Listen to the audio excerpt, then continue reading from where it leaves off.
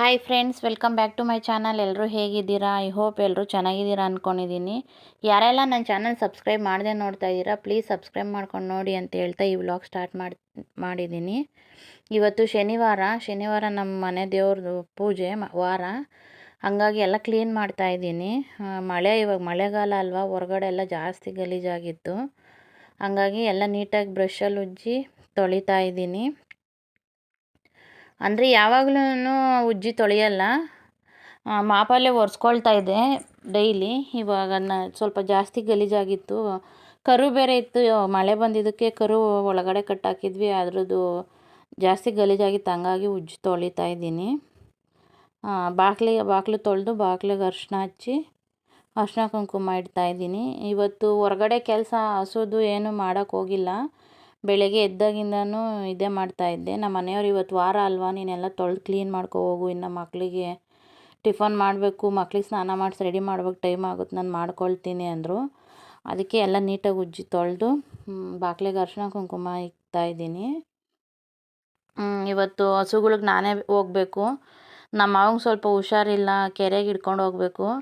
ಹಂಗಾಗಿ ಬೆಳಗ್ಗೆನೇ ಇವೆಲ್ಲ ಮಾಡಿಬಿಟ್ಟು ಹೋದರೆ ಸಂಜೆ ಬಂದು ಸ್ನಾನ ಮಾಡಿ ದೇವ್ರ ಪೂಜೆ ಮಾಡ್ಬೋದು ಅಂತ ಹೇಳಿ ಬೆಳಗ್ಗೆನೇ ಮಾಡ್ಕೊಳ್ತಾ ಇದ್ದೀನಿ. ಎನಿ ಟೈಮು ಯಾವಾಗಲೂ ಪೂಜೆ ಮಾಡೋವಾಗ ಬೆಳಗ್ಗೆನೇ ಎಲ್ಲ ಕ್ಲೀನ್ ಮಾಡ್ತೀನಿ. ಪೂಜೆ ಮಾಡೋದು ಮಾತ್ರ ಮಧ್ಯಾಹ್ನ ಮಾಡೋದು, ನಾನು ಎಲ್ಲ ಮಾಡೋ ಅಷ್ಟರಲ್ಲಿ ಮಧ್ಯಾಹ್ನ ಆಗುತ್ತೆ.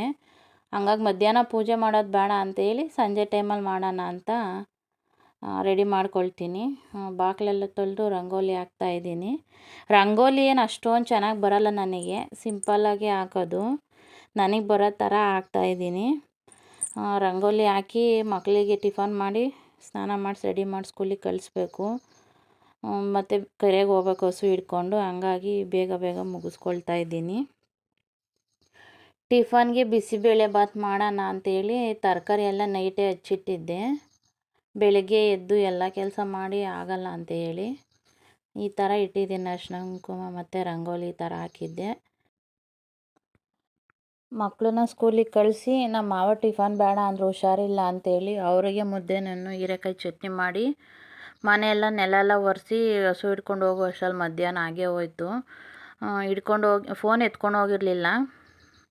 ಹಿಡ್ಕೊಂಡು ಹೋಗಿ ಮೇಯಿಸ್ಕೊಂಬಂದು ಹಾಲು ಕರ್ಕೊಂಡು ಸಂಜೆ ಬೆಳಗ್ಗೆನೇ ನೆಲ ಒರೆಸಿದ್ದೆ. ನಾಯಿ ಎಣ್ಣೆ ಪಾಕೆಟ್ ಎಲ್ಲ ಕಿತ್ತು ಲಜ್ಜೆ ಮಾಡಿತ್ತು.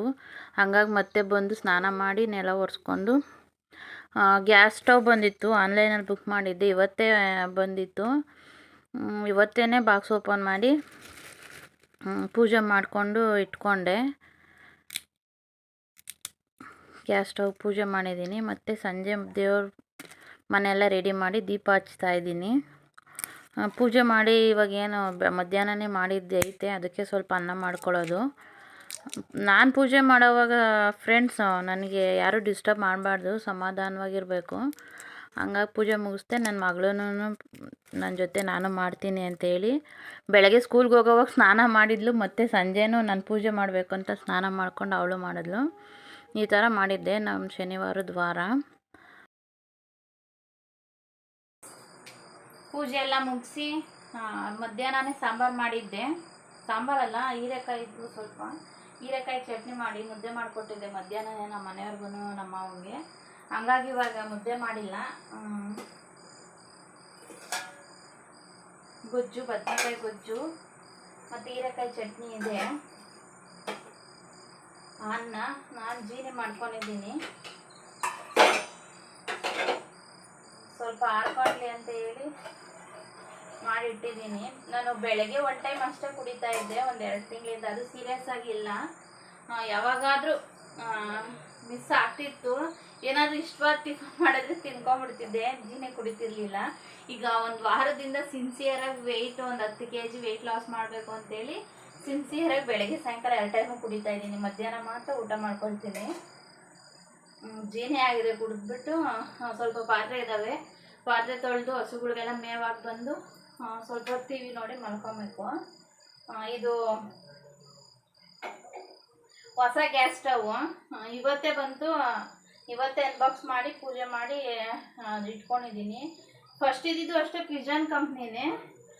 ಅದು ಫಸ್ಟ್ ದೊಡ್ಡಬಳ್ಳಾಪುರದಲ್ಲಿ ಡಿಮಾರ್ಟ್ ಓಪನ್ ಆದಾಗ ಅದನ್ನು ತೊಗೊಂಬಂದಿದ್ದು. ಸ್ಟಾರ್ಟಿಂಗ್ ನೋಡೋಕೆ ಹೋದ ಅಂದರೆ ಏನು ತೊಗೊಂಬರೋಕ್ಕೆ ಅಂತೆಲ್ಲ ಹೋಗಿದ್ದು, ಓಪನ್ ಆಗಿದ್ದು ಯಾವ ಥರ ಐತೆ ನೋಡೋಣ ಅಂತ ಹೋದಾಗ ತೊಗೊಂಬಂದಿದ್ದು. ಅದು ಪಿಜನ್ ಕಂಪ್ನಿನೇ.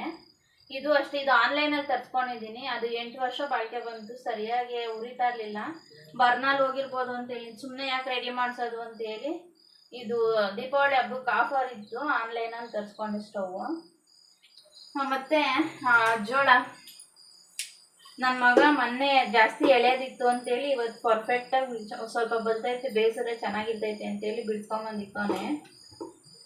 ಇದು ಅಂದರೆ ನಾವು ಹಸುಗೆ ಮೇವು ಹಾಕ್ತೀವಲ್ಲ, ಆ ಮೇವು ತೊಗೊಂಡಿದ್ದೀವಿ ಹಳ್ಳಿಪುರದಲ್ಲಿ.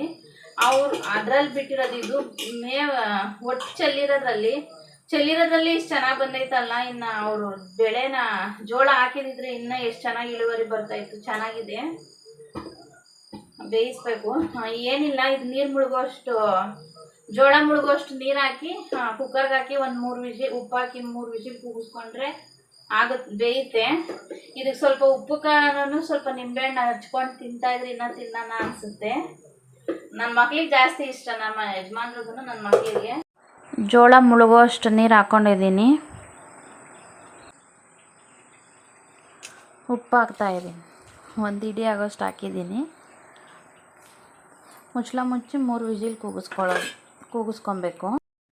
ಇವತ್ತು ಹಸುಗೆ ಹೋಗಿದ್ರಿಂದ ಮಧ್ಯಾಹ್ನನೂ ಪಾತ್ರೆ ತೊಳೆದಿರಲಿಲ್ಲ.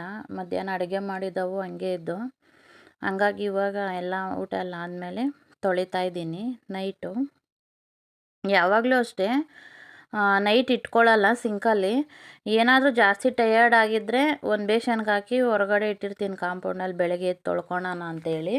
ಯಾವಾಗಲೂ ಅಷ್ಟೇ ನೈಟು ಅಡುಗೆ ಮನೆ ನೀಟಾಗಿ ಪಾತ್ರೆ ಎಲ್ಲ ವಾಶ್ ಮಾಡಿ ಕ್ಲೀನ್ ಮಾಡೇ ಮಲ್ಕೊಳ್ಳೋದು, ಬೆಳಗ್ಗೆ ಈಸಿ ಆಗುತ್ತೆ ಅಂತ. ಮತ್ತು ಊಟ ತಿಂದಿರೋ ತಟ್ಟೆಗಳು ಹಂಗೆ ಇಡಬಾರ್ದು ಅಂತಾರಲ್ವ ದೊಡ್ಡವರು, ಹಂಗಾಗಿ ಸ್ವಲ್ಪ ಜಾಸ್ತಿನೇ ಇದ್ದಾವೆ ಇವತ್ತು, ಮಧ್ಯಾಹ್ನ ತೊಳೆದಿಲ್ಲ ಅಂತೇಳಿ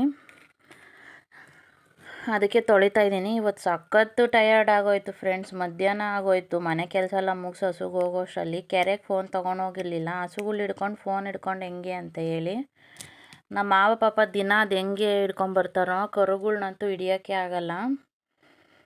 ಪಾತ್ರೆ ಎಲ್ಲ ತೊಳೆದಿದ್ದಾಯಿತು, ನೀಟಾಗಿ ತೊಳೆದಿದ್ದೀನಿ. ಬೆಳಗ್ಗೆ ಜೋಡಿಸ್ಕೊಳ್ತೀನಿ ನೀರೆಲ್ಲ ಸೋರ್ಕೊಳ್ಳಿ ಅಂತ. ಈ ಕಡೆ ಜೋಳನೂ ಕೂಗಿಸಿದ್ದೆ, 3 ವಿಜಿಲ್ ಆಗಿತ್ತು, ಏರ್ಔಟ್ ಮಾಡಿದೆ. ಯಾರೂ ತಿನ್ನಲಿಲ್ಲ, ಮಲ್ಕೊಂಬಿಟ್ರು. ಬೆಳಗ್ಗೆ ಮತ್ತೆ ಬಿಸಿ ಮಾಡೋದ್ರ ಆಗುತ್ತೆ ಅಂತೇಳಿ. ಓಕೆ ಫ್ರೆಂಡ್ಸ್, ಈ ವ್ಲಾಗ್ನ ಇಲ್ಲಿಗೆ ಎಂಡ್ ಮಾಡ್ತಾ ಇದ್ದೀನಿ. ನನ್ನ ವಿಡಿಯೋ ನಿಮಗೆ ಸ್ವಲ್ಪನಾದರೂ ಇಷ್ಟ ಆಗಿದರೆ ಪ್ಲೀಸ್ ಲೈಕ್ ಮಾಡಿ, ನಿಮ್ಮ ಫ್ಯಾಮಿಲಿ ಫ್ರೆಂಡ್ಸ್ಗೆ ಶೇರ್ ಮಾಡಿ, ಕಮೆಂಟ್ ಮಾಡಿ. Thank you for watching. Next ವಿಡಿಯೋದಲ್ಲಿ ಸಿಗ್ತೀನಿ. ಬಾಯ್.